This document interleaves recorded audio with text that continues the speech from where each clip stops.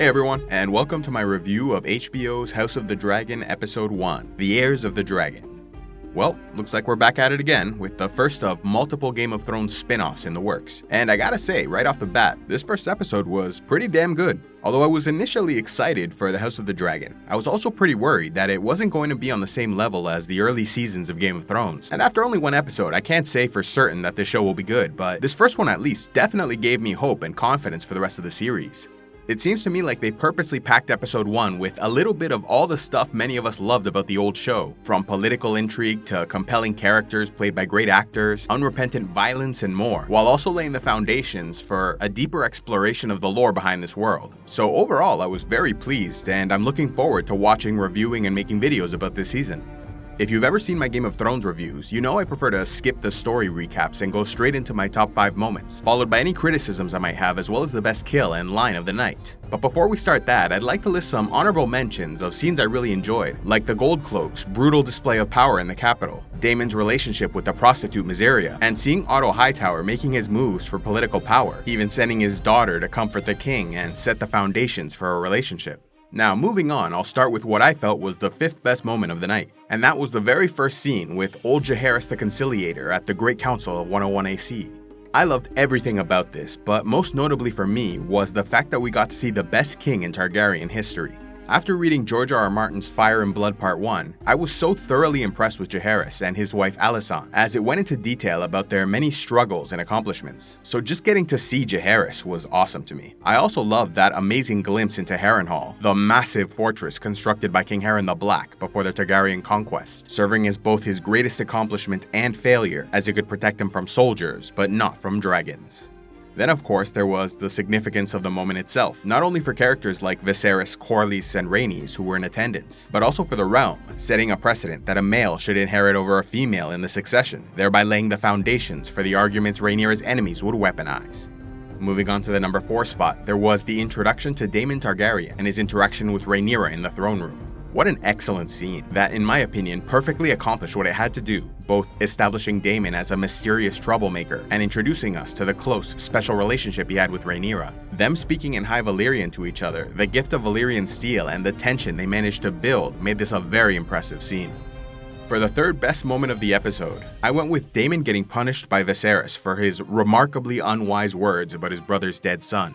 Although I thought the whole episode was good, to me, the second half really stood out and made me eager to continue the series, and one of the scenes that I most enjoyed was Viserys putting Daemon in his place. Although Daemon Targaryen is one of my favorite characters in all Westerosi history, there is no doubt from his description and actions he'd be infuriating to work with or be around in any context outside battle. And that's why I think Matt Smith did such a good job in this role. He was almost exactly what I pictured Daemon to be: arrogant, spiteful, scheming, but also, in his own way, loyal, efficient, and brutally honest. Although much of what he said was unwise and hurtful, there was certainly some truth to it, as Viserys was in many ways a weak king. He was also a good king in a lot of ways, but possessed a deep weakness of will and aversion to accepting hard truths that ultimately doomed the kingdom. But whatever personal weaknesses Viserys might have, he was still a king to a mighty realm, and was under no obligation to suffer the insolence of his brother. And so I loved it when Daemon tried to approach only to be stopped by the Kingsguard and made to back down and sent away in disgrace. This reminded me of a scene between Littlefinger and Cersei in Game of Thrones, when Littlefinger, who in most ways was more intelligent and capable than Cersei, tried to argue that knowledge was power, only for Cersei to immediately order his execution and then stop it to demonstrate that power is power.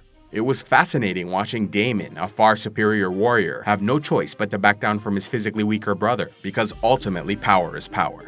For the 2nd best moment of the episode, I went with a scene that could easily be number 1, and that's the birthing scene intercut with the tourney battle between Criston Cole and Daemon Targaryen. My god, what a horrifying thing to witness. Cutting into a woman being forcibly held down while screaming in pain and terror was so shocking, I actually completely stopped caring or thinking about the tourney match, even when they cut to it, as I was so focused on what was happening to Aemma Arryn.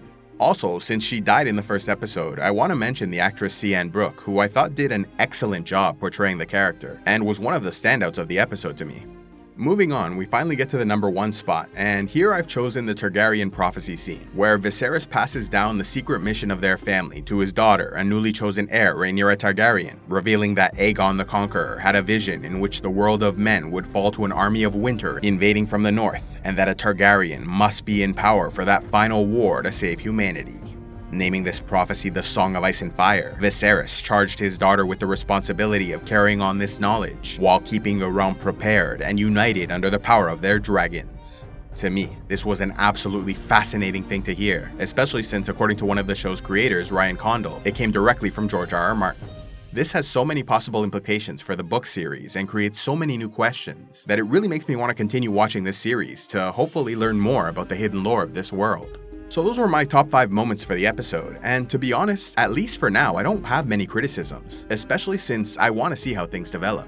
I will say, I was hoping for more of a look into House Velaryon, but that will probably come in future episodes. Corlys Velaryon is another of the standout characters from Fire and Blood Part 1, so I'm really looking forward to getting to know him in this show, though he didn't have much to do in this first episode. Now, as far as his look goes, I really like it. I think he looks like a badass pirate mixed with a noble lord, which is pretty much spot on for my view of the character from the books. And while I know some people don't like that the Velaryons on the show don't have the pale skin associated with traditional Valyrian features, for me, since adaptations always make lots of changes big and small, I really don't care, as long as it makes sense and there's an in-world explanation. Which is why I feel they're doing it the right way, because if you're going to make a change like this, Corlys is pretty much the perfect character for it, since the Velaryons were great sailors who traveled the world and could easily have taken a spouse from lands of darker-skinned people, like the Summer Isles or perhaps Soth, the last Arnori city in northern Essos.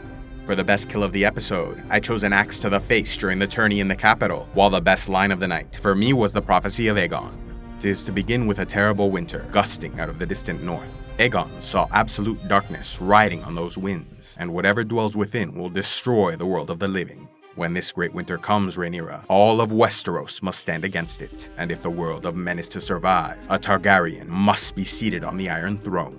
A king or queen strong enough to unite the realm against the cold and the dark. Aegon called his dream the Song of Ice and Fire. Like I said at the beginning, I really liked this episode as an opener, and it's given me hope for the series as a whole. Overall, I'll rate it a 9 out of 10, and I really hope it'll maintain or exceed this level of quality moving forward. So that's it for my review of Episode 1, The Heirs of the Dragon. What did you guys think? Be sure to share your thoughts in the comment section, and if you haven't already, you may want to check out the links below to my spoiler-free Prelude to the House of the Dragon video, which covers the history of Westeros and lineage of Targaryen kings up to Episode 1 of the series, as well as my Dance of the Dragons video, which covers this entire time period in detail, including spoilers for what might occur in future episodes. So for now, thank you all for watching, and I'll see you in the next one. A special thanks to all those who contribute to CivilizationEx. If you'd like to help the channel, be sure to give a like, leave a comment, subscribe, and check out the links below, or else go to patreon.com/CivilizationEx, where you can gain early access to videos, vote on future content, and watch the Patreon-only series, Heroes of Lore and Legend.